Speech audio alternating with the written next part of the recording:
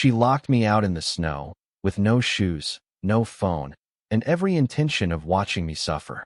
Through the frosted window, I watched the woman I was supposed to marry toss my journal into the fire, page by page, secret by secret. She never looked away, and I never knocked. I didn't scream. I didn't beg. I walked away barefoot and silent, and 3 days later, what happened next was rather unexpected. I will tell you everything. First, let me thank you for your continuous support. If you love stories like this one, support us by subscribing to this channel and comment where you are watching us from. It will be great to hear from you. Now let's jump into the details of what happened. I was never the kind of man who shouted. I didn't throw things when I got mad or storm out during an argument. I wrote. I sat in quiet corners with a pen and my thoughts and spilled them onto the page like it was safer to let the paper see me than the people I loved. My name is Daniel, and for most of my adult life, I believed that love meant transparency. That if you let someone read your soul, they wouldn't weaponize it, they'd protect it. For a long time, I believed Abby did. We met at a volunteer cleanup in the city park, the kind of weekend event where people show up in college sweatshirts and 2 clean gloves to prove they care about the environment. She laughed when I nearly tripped over a rake, called me Clark Kent, and offered me a granola bar like we were old friends. She had this brightness to her, like nothing in the world had ever really scared her. That should have been my first clue. People who aren't scared of anything have probably never been hurt deeply enough to understand what fear really is. But I mistook it for confidence. I thought, here is someone who will steady me. Abby moved in 6 months after we started dating. Fast, I know, but at the time, it felt like catching a train that had already been waiting too long at the station. I had this quiet fear that if I didn't jump, I'd miss it. She said she loved how calm I was, how I never raised my voice. You're like a lighthouse, she once told me. Even when things get dark, you just keep shining. I didn't tell her that lighthouses are usually alone, battered by waves, built not to be lived in, but to warn people away. The first time she found my journal, she called it cute. I remember the way she picked it up off my nightstand, flipped a few pages, then paused. I wasn't alarmed at first. There was nothing in there that felt like a secret. At least, not yet. Just some thoughts about work, my mom's surgery, and one awkward paragraph where I tried to untangle why I always felt like I had to prove my worth in relationships. She laughed a little. You really think this much, huh? And kissed me on the head. I should have asked her not to read more. But I didn't. Part of me wanted to be seen. Fully. That journal became my second self. I started writing in it more after we got engaged. Wedding planning brought out sides of us that didn't align. She wanted a destination wedding in Tulum. I wanted something small, local. She thought my mom was too involved. I thought Abby shut her out too quickly. These were small things, but I needed somewhere to process them before bringing them to her. I thought I was being mature, thoughtful. Turns out, she thought I was hiding. I noticed little shifts. She stopped asking how my day was. She made jokes in front of friends that had an edge to them. If Daniel ever cheats, I'll just publish his little diary on Twitter, she once said. Everyone laughed. I laughed too, but my stomach twisted. I tried to talk to her about boundaries, about what that journal meant to me. She rolled her eyes. You act like it's sacred. It's a notebook. I started locking it in my desk. She started asking why. What are you writing that you don't want me to see? She'd ask, arms crossed, eyes sharp. I told her it wasn't about her, that it was my way of making sense of the world. She didn't believe me. Or maybe she did, and that made it worse. Maybe knowing that there was a part of me she couldn't control made her feel unsafe. I've run that theory around in my head 1,000 times. It's the only one that makes sense. The worst part? I still loved her. It's a strange place to be, caught between devotion and distrust. I started to feel like a guest in my own house. My thoughts weren't safe, not even inside my head. I'd find things slightly moved in my office. A page missing once, then 2. She swore she hadn't touched anything. Said I was imagining things. Gaslighting, they call it. But it feels more like drowning in your own clarity. Knowing what's real and being told you're crazy for seeing it. One night, after a particularly cruel argument, one where she said, I know who you really are. You're not deep. You're just scared. I called my friend Marcus. I hadn't talked to him much since the engagement. He always had opinions. Loud ones. But I needed someone to tell me I wasn't losing my mind. Marcus didn't hesitate. Bro, she's not just reading it. She's studying you. She's loading the gun. That's when I bought the camera. I felt sick doing it, but I needed to know. I hid it behind the mirror in my office, angled toward my desk. I didn't think I'd catch anything dramatic. Maybe her flipping through the journal again. Maybe a smug look. I was wrong. So wrong. But that comes later. That night, I sat on the couch next to Abby while we watched a crime documentary. Her legs were draped over mine. She laughed at something the narrator said. I nodded, pretending to listen, while all I could think about was the man I used to be. The one who believed love meant giving everything. The one who never imagined needing an exit strategy. I glanced at the mirror across the room, the red dot just barely blinking. And for the first time in months, I felt like I wasn't completely alone. There's a strange intimacy in writing down the things you're too afraid to say out loud. It feels like confession without consequence. At least, that's how I used to see it. My journal was a map of my mind, unfiltered and unpolished. It wasn't meant to impress. It wasn't even meant to be read.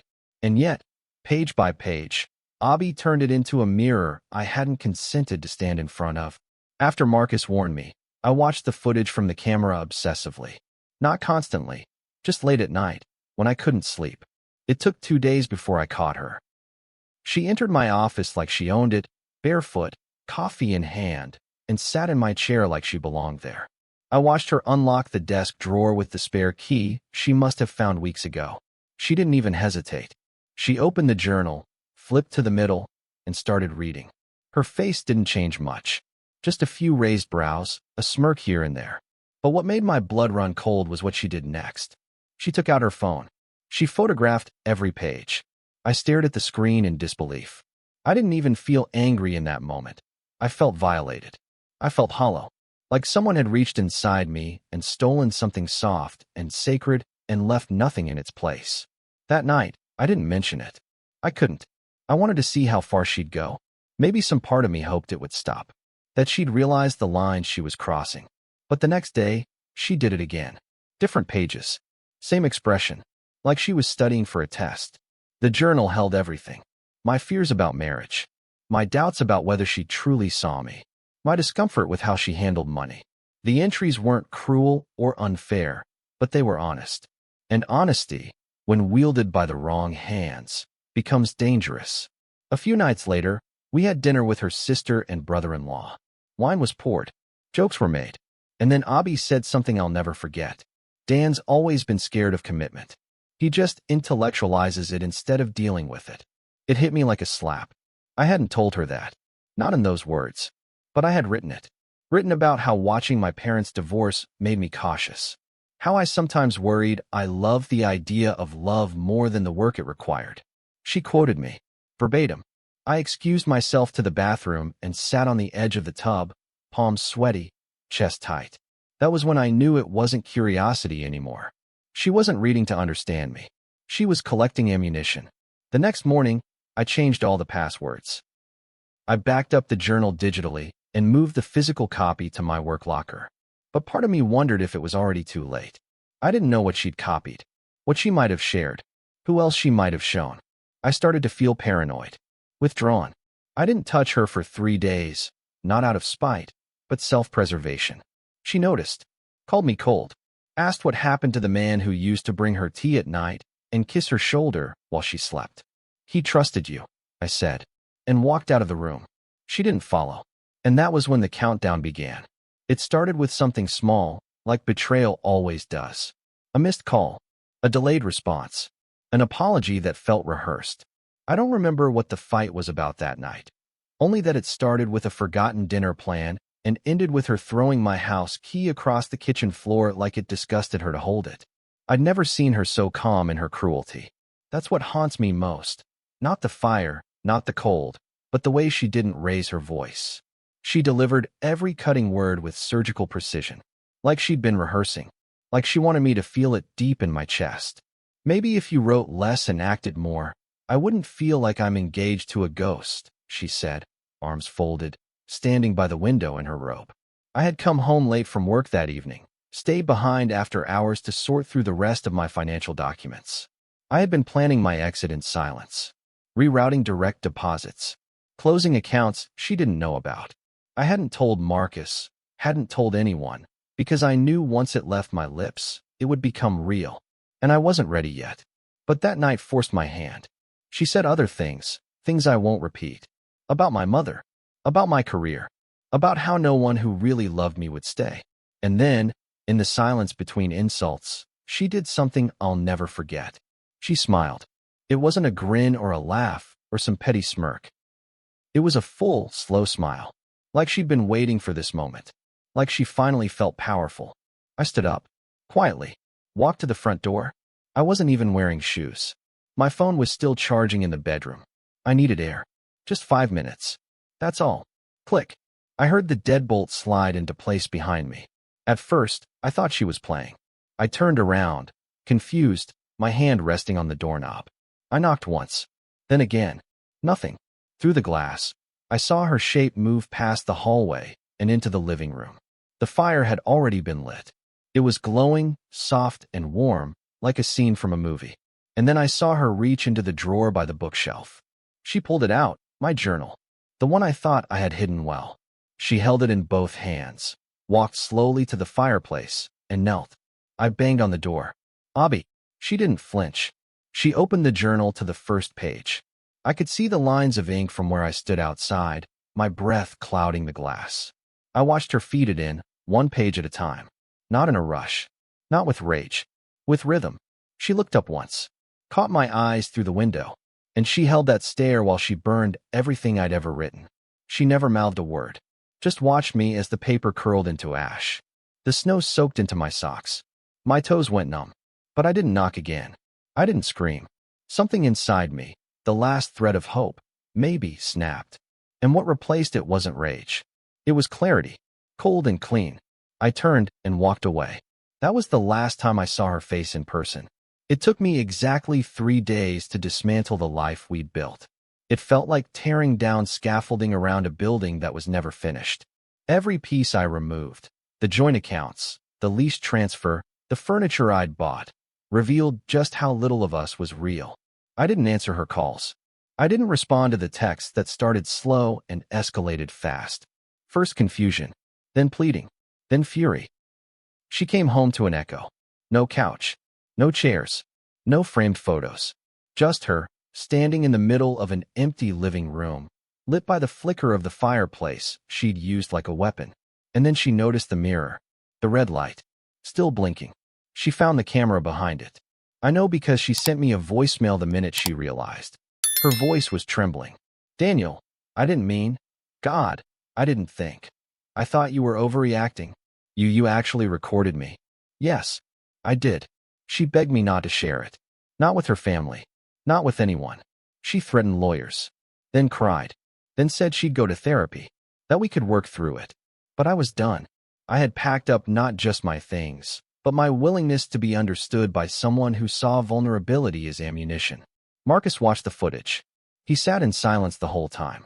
When it ended, he looked at me and said, "You loved a snake in the skin of a savior." Maybe. Or maybe she was just broken in a way I couldn't fix. And maybe I was too quiet, too careful, too trusting.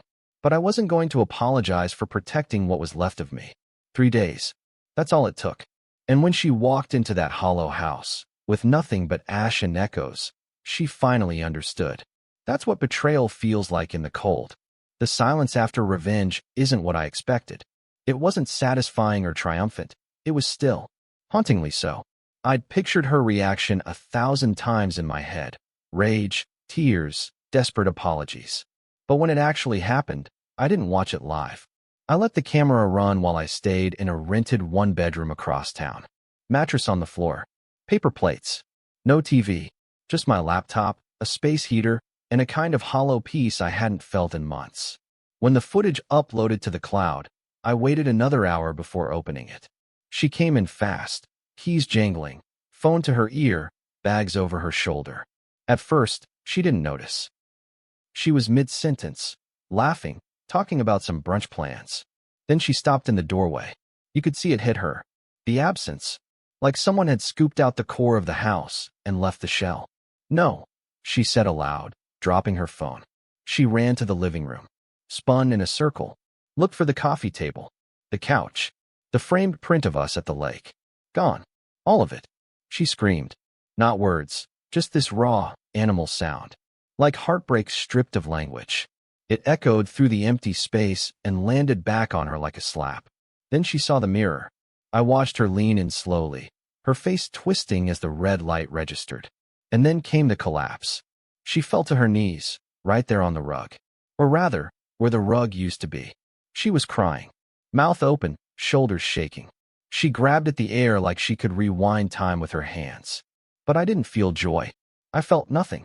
Just the weight of a chapter closing. I didn't sleep that night. Not because I regretted it. Because I realized I'd wasted years hoping she would be someone she never promised to be. The next morning, she texted. It was long, rambling, full of contradictions. I didn't mean it. I was scared you didn't love me. You humiliated me. We can fix this. I never really read that much of it. I read all of it. She tried to twist the knife and bandage it in the same breath. I didn't reply. Marcus showed up that afternoon with beers and a look I hadn't seen on him since college. Quiet respect. You really did it, he said. Most guys I know would have just stayed. Complained. Died slow inside. Yeah, I said. I almost did. We watched part of the footage again. Not the fire. Just her reaction. She thought she had you caged, Marcus said. You turned the lock on her. I didn't want to feel smug. I wanted to feel clean. And I was getting there, slowly. Over the next week, she called every day. Voicemails. Emails. Even a handwritten letter slipped under Marcus's door. It was all performative. Apologies soaked in self-pity. She didn't want me back. She wanted her power back. Her image. Her narrative. But the truth had already spoken. On camera. In fire. In silence. She posted a cryptic message on Instagram. Some people burn bridges and act surprised when they can't come home. I didn't comment. But Marcus did. Some people build bridges just to set them on fire and blame the smoke. It got 327 likes. Her sister included. One night, I drove past the old house. Just once. Lights were off. Blinds drawn. The yard was starting to overgrow. It didn't feel like home. It felt like a place I survived. And I didn't need anything from it. Not closure, not forgiveness. Just the memory of who I used to be, and the quiet relief of knowing I'd never be him again. 2 weeks after I left, Abby showed up at Marcus's place. I wasn't there. He'd warned me she might try something like this. He let her in anyway. He said he wanted to hear what she had to say, see if she'd lied to his face the same way she'd lied to mine. She looked like hell, he told me later. Mascara in her eyebrows. Hair tied up like she'd been pacing for days. Not a hint of the woman who used to walk in here bragging about destination weddings and brunch tables. Marcus said she cried at first. Claimed she missed me. Said she was blindsided by how fast everything happened. He asked her straight up, "Why did you burn his journal?" She hesitated, then said, "Because I needed him to see what it felt like. To be invisible. To be locked out." "Of what?" "Of me," she whispered. He always kept that part of himself for the page. I needed it to stop. Marcus told me later he nearly laughed. You needed it to stop? So you burned his therapy? She didn't take that well. Switched gears. Blamed me. Said I was emotionally unavailable, too quiet, too internal. That I made her feel like a roommate instead of a fiancé. He said, "So instead of talking to him, you spied on him?" She started crying again. He wrote about me like I was a stranger. You acted like one, he said. He was trying to understand you. You were trying to destroy him. She left shortly after that. Said she needed to think. But Marcus knew better. She thought she was walking into sympathy, he said. But all I saw was someone still trying to control the narrative. A few days later, her side of the story hit social media. It wasn't explicit. Just vague stories on Instagram. Long captions about narcissists who pretend to be victims. Quotes about gaslighting by omission. Pictures of her crying on the couch, captioned with "Healing isn't linear." And then the comments started. Some of her friends came to her defense. Called me controlling. Cold. Distant. One of them even DM'd me, saying she was in pain. You humiliated her. I didn't respond. But I saved every message. What surprised me more were the quiet supporters. Mutuals who reached out privately. Hey, I saw what she posted. Just wanted to say I never believed it. You deserved better. She talked about you like she owned you. Her sister even messaged me. I saw the footage. You were right to leave. Apparently, Marcus had shared it with her, said she needed to know what her sister was capable of. She didn't defend Abby. Didn't even try. She's been like this since we were kids, the message read. Always pushing, always testing limits. I'm sorry you had to learn it the hard way. I could have exposed her, made the footage public, cleared my name, but I didn't need the world to see it. I just needed her to know that I saw it, and that I wasn't coming back. She sent one final email, a subject line that read, I wish it didn't end like this. I didn't open it. I archived it. Let her wonder if I read it. Let her sit with the not knowing. Because that's what she tried to do to me. Turn knowing into pain. Turn understanding into fire. But I was done explaining myself to people who twisted every word. The last entry in my journal wasn't poetic. It wasn't even long. Just one sentence, scratched into the margin of a half-torn page. Some fires don't cleanse. They consume. I wrote it on a cold Thursday night, weeks after everything had ended. I just finished watching the full footage. Every minute from the moment she stepped into my office to the second she dropped the last page of my journal into the flames. I watched her eyes, her posture, the way she tilted her head as the fire grew. She looked peaceful, fulfilled, and that haunted me far more than any insult she ever threw. Closure doesn't come all at once. It's not a clean break. It's a series of quiet moments. Taking your name off the lease, changing your emergency contact, deleting shared photos off your cloud. I didn't cry. I didn't scream. I just released. I'd spent years thinking love meant endurance. That if I could just hold on long enough, be patient enough, right through the confusion, it would all make sense. But it never did. Because it wasn't supposed to. Abby didn't love me. She loved control. She loved being needed. And the moment she realized I needed her less than she needed power, that's when the fire started. And that's okay. Not everyone is meant to walk with you. Some people are just there to remind you of what you'll never allow again. I didn't date for a while after. I kept to myself. Went to therapy. Switched jobs. Rented a smaller place with fewer windows and thicker walls. And I started writing again. Not about her. Not about heartbreak. But about healing. What it means to rebuild. To live without flinching. One day, I saw her at the grocery store. She didn't notice me at first. She was standing by the oranges, typing something into her phone. She looked smaller, not in stature, but in presence. Diminished. I turned before she could look up. Walked out without buying anything. And in the car, I didn't feel sad. I didn't feel anything. Just relief. That night, I pulled out a fresh notebook. First page, clean and blank. And I wrote, I forgive you. Not for your sake, but for mine. Then I tore the page out and fed it, gently, to a small fire I built in a metal bin outside my apartment. No rage. No symbolism. Just closure. Because sometimes, the only way to take your power back is to let go without looking back. And that's what I did. Have you ever loved someone who used your vulnerability against you? Sometimes, silence is the loudest boundary we can set. If this story resonated with you, share your thoughts below. What would you have done in Daniel's shoes? Let's talk about when love crosses the line into control and how you took your power back.